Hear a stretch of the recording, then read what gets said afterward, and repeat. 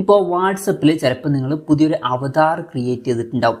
ഇപ്പം ഈ ഒരു അവതാർ ക്രിയേറ്റ് ചെയ്തതിന് ശേഷം നിങ്ങൾക്ക് അത് എഡിറ്റ് ചെയ്യണമെന്നുണ്ടെങ്കിൽ എഡിറ്റ് ചെയ്യാവുന്നതാണ്. ഈ ഒരു വീഡിയോയിൽ നമ്മൾ നോക്കാൻ പോകുന്നത് വാട്സപ്പിൽ അവതാർ ക്രിയേറ്റ് ചെയ്തതിന് ശേഷം അത് പിന്നെ എങ്ങനെ എഡിറ്റ് ചെയ്യാം എന്നുള്ളതിനെ കുറിച്ചിട്ടാണ്. അതിന് വേണ്ടിയിട്ട് വാട്സപ്പ് ആപ്ലിക്കേഷൻ ഓപ്പൺ ചെയ്യുക. ഓപ്പൺ ചെയ്ത് കഴിഞ്ഞാൽ മുകളിൽ നമുക്ക് 3 ഡോട്ട്സ് കാണാൻ പറ്റും. അതിൽ ക്ലിക്ക് ചെയ്യുക. അതിൽ ക്ലിക്ക് ചെയ്ത് കഴിഞ്ഞാൽ സെറ്റിങ്സ് എന്നുള്ള ഓപ്ഷൻ കാണാൻ പറ്റും. അതിൽ ക്ലിക്ക് ചെയ്യുക. സെറ്റിങ്സിൽ ക്ലിക്ക് ചെയ്താൽ അവതാർ എന്നുള്ള ഓപ്ഷൻ കാണാൻ പറ്റും. അതിൽ ക്ലിക്ക് ചെയ്യുക. ക്ലിക്ക് ചെയ്ത് കഴിഞ്ഞാൽ ഇവിടെ നമുക്ക് ഇങ്ങനെ പെൻസിൽ പോലത്തെ ഒരു ബട്ടൺ കാണാൻ പറ്റും. അതിൽ ക്ലിക്ക് ചെയ്യുക. അതിൽ ക്ലിക്ക് ചെയ്ത് കഴിഞ്ഞാൽ നമുക്ക് ഈ ഒരു അവതാർ എഡിറ്റ് ചെയ്യാനുള്ള ഓപ്ഷൻസ് ലഭിക്കുന്നുണ്ട്. അപ്പം നിങ്ങൾക്ക് ഇഷ്ടമുള്ളത് സെറ്റ് ചെയ്യാവുന്നതാണ്. ഡ്രസ്സ് മാറ്റാം, ഹെയർ മാറ്റാം, മേക്കപ്പ് മാറ്റാം, ഫേസ്, ബോഡി, അങ്ങനെ കുറേ ഓപ്ഷൻസ് ഉണ്ട്.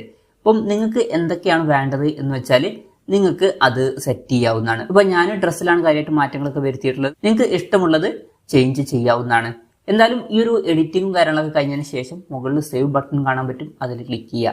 അതിൽ ക്ലിക്ക് ചെയ്യുകയാണെന്നുണ്ടെങ്കിൽ ആ ഒരു എഡിറ്റ് ചെയ്തത് സേവ് ആവുന്നതായിരിക്കും. അതിനുശേഷം ഇവിടെ ഒരു ക്ലോസ് ബട്ടൺ കാണാൻ പറ്റും. ഇതിൽ ക്ലിക്ക് ചെയ്യുകയാണെന്നുണ്ടെങ്കിൽ നമുക്ക് ആ ഒരു ചേഞ്ച് ആയിട്ടുള്ള അവതാർ ഇവിടെ കാണാൻ പറ്റുന്നതായിരിക്കും. അപ്പം ഇങ്ങനെ നമുക്ക് വളരെ സിമ്പിളായിട്ട് വാട്സപ്പിൽ നമ്മൾ ക്രിയേറ്റ് ചെയ്തിട്ടുള്ള അവതാർ എഡിറ്റ് ചെയ്യാവുന്നതാണ്.